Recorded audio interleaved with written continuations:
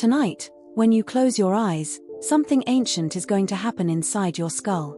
Your body will go still. Your muscles will go limp. And then your brain, that 3-pound organ that evolved over millions of years, will do something it has done every single night of your life without ever being asked. It will start dreaming. But here is what nobody tells you. The dream you have tonight is not a product of the modern world. It is not caused by your phone, your stress, or what you watched before bed. It is older than language. Older than fire. Older than the first tool ever chipped from stone. And if you could sit beside one of your ancestors 100,000 years ago, a fully modern human, someone who looked just like you, and somehow ask them what they dreamed about, the answer would stop you cold.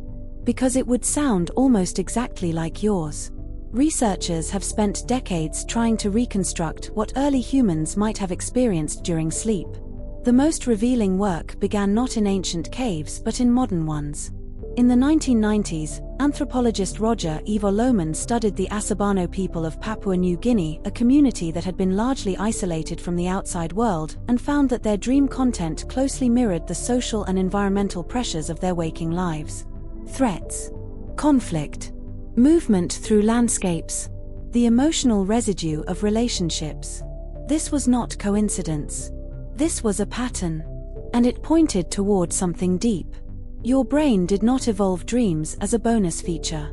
Dreams evolved because they were useful. The theory that has gained the most scientific traction is called the threat simulation theory. Proposed by Finnish neuroscientist Antti Revonsuo in 2000, it argues that the dreaming brain is running a rehearsal. Every night, your mind stages simulations of dangerous situations, being chased, falling, losing someone, being attacked, so that when those situations occur in real life, your nervous system already has a script. You have already practiced fear. You have already rehearsed escape. The predator that stalks you in your dream is training you for the predator that might stalk you in the morning. Think about that. Your dream is not random noise. It is a survival rehearsal that has been running in the human brain every single night for at least 300,000 years. And your ancestors had far more to practice for. Imagine sleeping in the African savanna without walls, without locks, without light. Every rustle in the dark could be a leopard. Every sound beyond the firelight could mean death before sunrise. In that world, a brain that could simulate threat, that could rehearse fear responses without the cost of actually experiencing danger, was a brain that lived longer, had more children, passed its wiring down to you. This is why, when researchers survey people across wildly different cultures, they find the same dreams repeating everywhere. Being chased, teeth falling out, falling from heights, arriving somewhere unprepared, being attacked. These are not random. These are ancient threat categories dressed in modern clothing. Your ancestor dreamed of being chased by a lion. You dream of being chased through a hallway by something you cannot name. The emotional experience, the terror, the helplessness, the desperate need to run is identical. The costume changes. The fear does not. But the dreaming mind was doing more than just rehearsing threats. There is strong evidence that early humans used dreams to process social reality, the most complex and dangerous environment they lived in. Psychologist Mark Bleckner, who spent years studying dream content in clinical settings, found that the most emotionally intense dreams consistently revolved around relationships, loyalty and betrayal, belonging and exile, love and loss. For a social primate living in a group of 20 to 50 individuals, these were not abstract concerns. They were survival stakes. Being rejected by your tribe in a world without hospitals, without agriculture, without any of the infrastructure of civilization, meant almost certain death.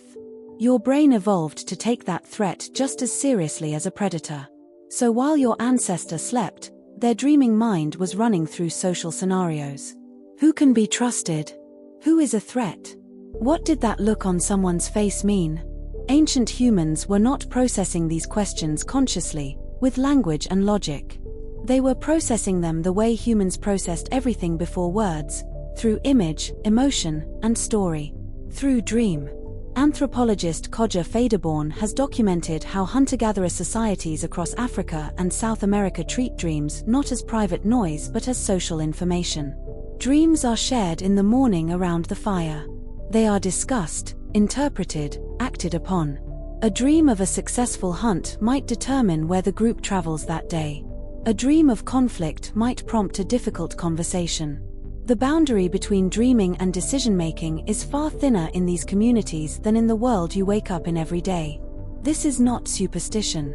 This is your brain doing what it was always designed to do, and a community of humans knowing it. Because somewhere along the way, in the modern world, you were taught to dismiss your dreams, to wave them off as noise, to close the notebook and reach for your coffee. And in doing so, you disconnected from one of the oldest information systems your brain has ever run. There is one more thing worth sitting with. Some researchers believe that the content of ancient human dreams played a direct role in the birth of mythology, religion, and art. David Lewis Williams, a cognitive archaeologist who studied the ancient cave paintings at Chauvet and Lascaux, argued that many of these images, the spirals, the half-human half-animal figures, the hands reaching through walls, are consistent not with observed reality but with the visual content of altered consciousness states, deep dreaming, trance, the threshold between sleep and waking. The first human art, he proposed, was not a record of the world outside. It was a record of the world inside. Your ancestors painted their dreams on cave walls 30,000 years ago. And the same brain that generated those dreams, the same emotional architecture, the same threat simulations, the same social rehearsals, is the one that clicks off the light beside your bed tonight. When the world goes quiet and your eyes fall closed, you are not just going to sleep. You are stepping into the oldest theater that has ever existed inside a human skull. The same stage your ancestors stood on in the dark, 100,000 years before the first city was built, the first word was written, the first fire was struck. Tonight, when you close your eyes, something ancient is going to happen inside your skull. It always does. And that is it for today. If this video made you see yourself a little differently, that is exactly what we are here for. Every single week we take the biggest questions about what it means to be human and break them down in a way that actually sticks. If you want more of that, hitting the subscribe button takes 2 seconds and means you never miss what comes next. If this video gave you something to think about, the like button helps more people find it, and that matters more than you know. Click the bell after you subscribe so you get notified the moment a new video drops. We read your comments, we see your questions, and they genuinely shape what we make next, so leave one below and tell us what topic you want us to cover. That is all for today. I will see you in the next one.